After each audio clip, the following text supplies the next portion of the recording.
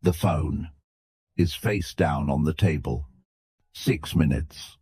He's counting, though he'd never admit that to anyone. He tells himself he's testing his willpower. He isn't. He's testing whether the world can survive without his attention for 6 minutes. It always could. That was never the question. The office is empty. Everyone left an hour ago. A man sits under one fluorescent light, rereading 17 words for the 9th time. He isn't looking for meaning. He's looking for a version of those 17 words that doesn't hurt. There isn't one. There never was.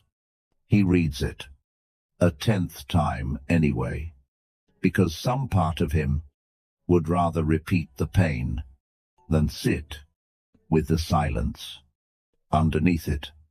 The phone isn't addictive. The hope is.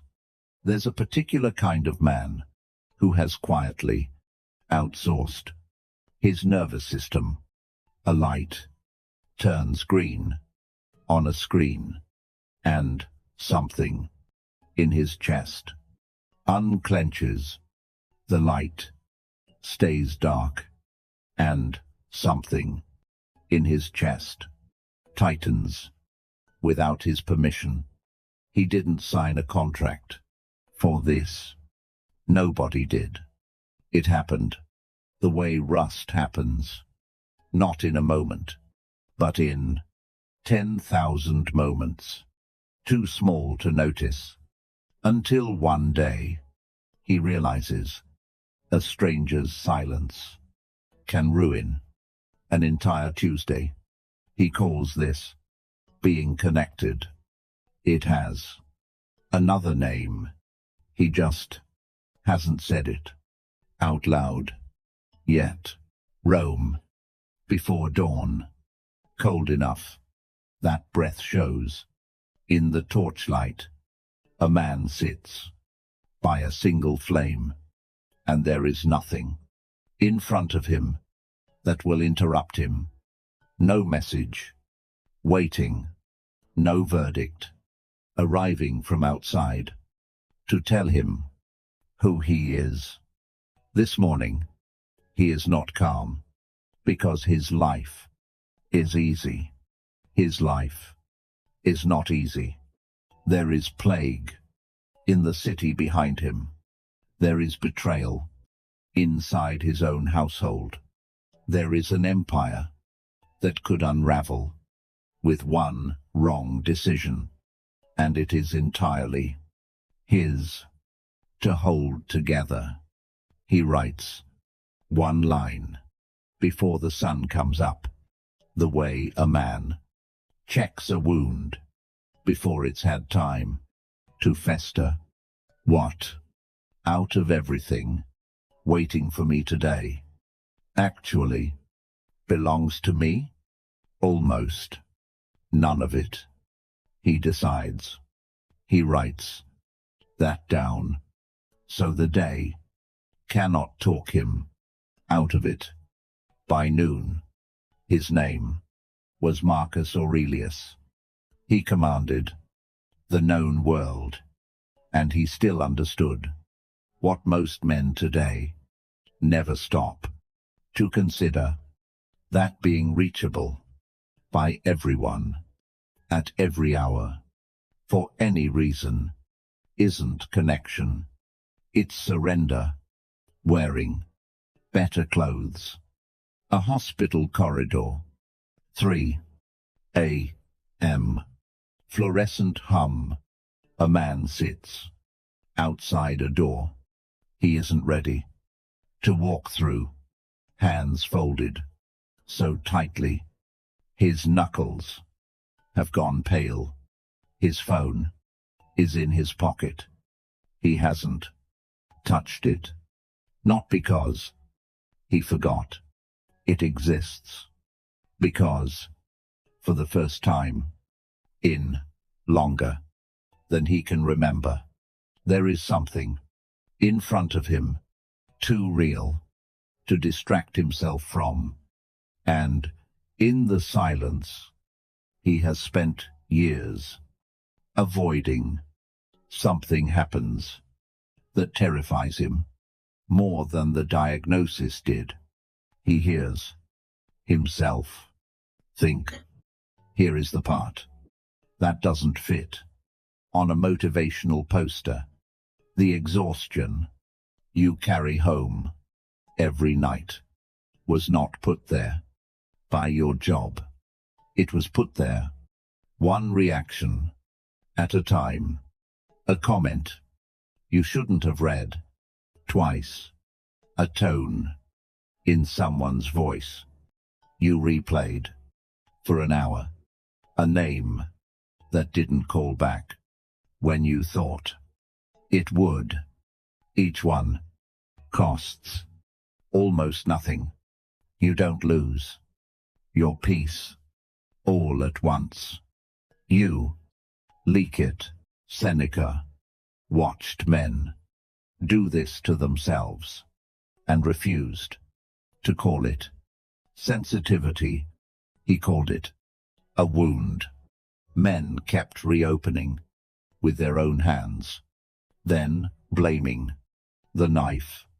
He wrote once to a grieving friend about sorrow that never ends, not because the loss is still fresh, but because the man keeps turning back to touch it, needing proof that he still feels something, mistaking the pain for love. So ask yourself quietly, in the part of your mind you don't perform for anyone, what are you still bleeding from that stopped cutting you years ago?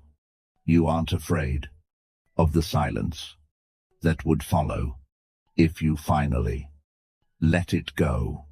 You're afraid of what that silence already knows about how long you've been choosing this picture, the version of you built entirely out of other people's timing. He didn't choose this morning.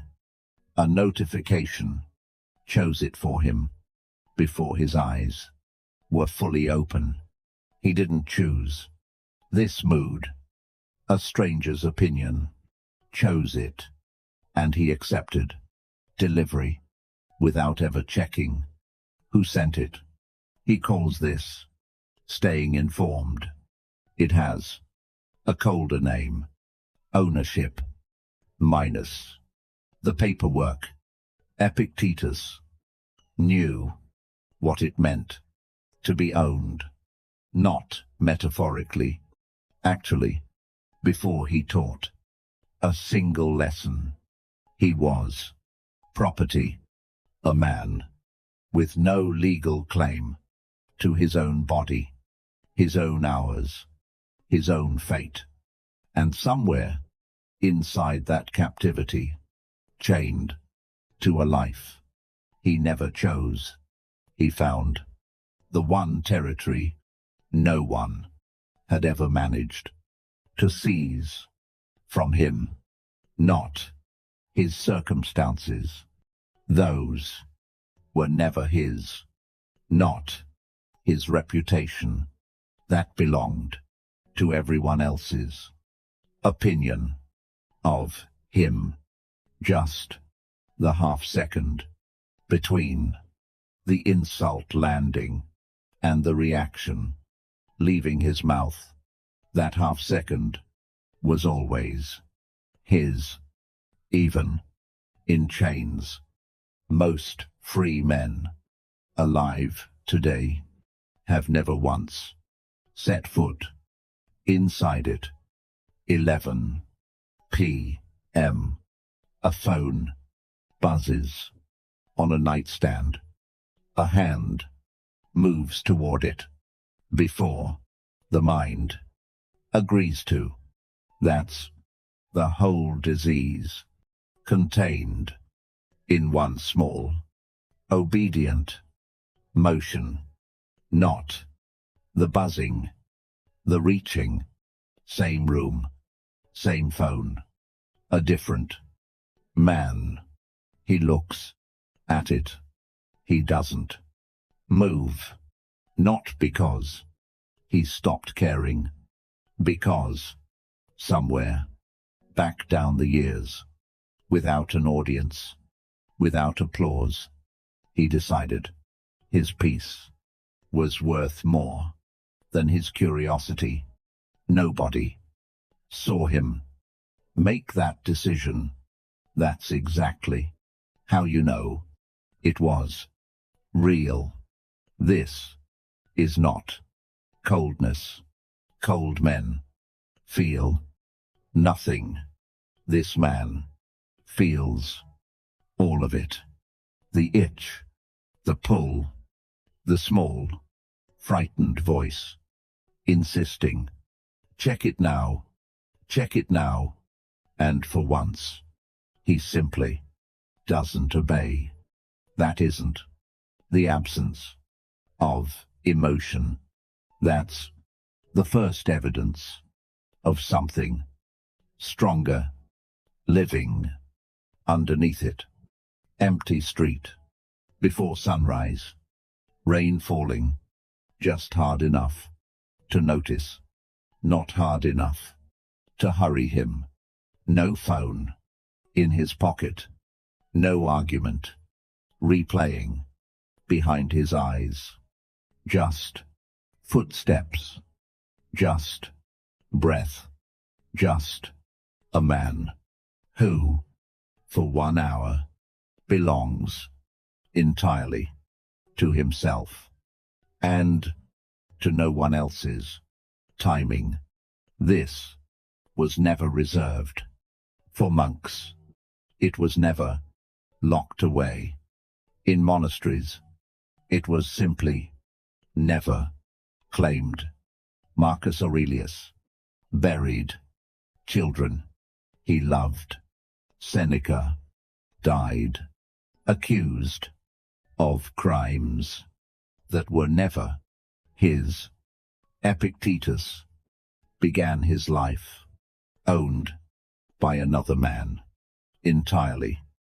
None of them were spared. What they built was never a wall against feeling pain. It was a wall against paying it twice. So, the next time your chest tightens before you've even opened the message, stop there. That half second is the only territory you have ever fully owned. The next time an old wound pulls you back into a conversation that ended years ago, set it down. You already paid for it in full longer ago than you think. The next time the phone buzzes at 11 p.m. and your hand starts moving before you've decided anything, notice the reflex. Just notice it. That's where the whole thing begins to change. Somewhere tonight, a man will leave his phone face down, not for 6 minutes, this time for the whole night. And in the silence that follows, he won't hear anything at all, which will be, for the first time in years, exactly the point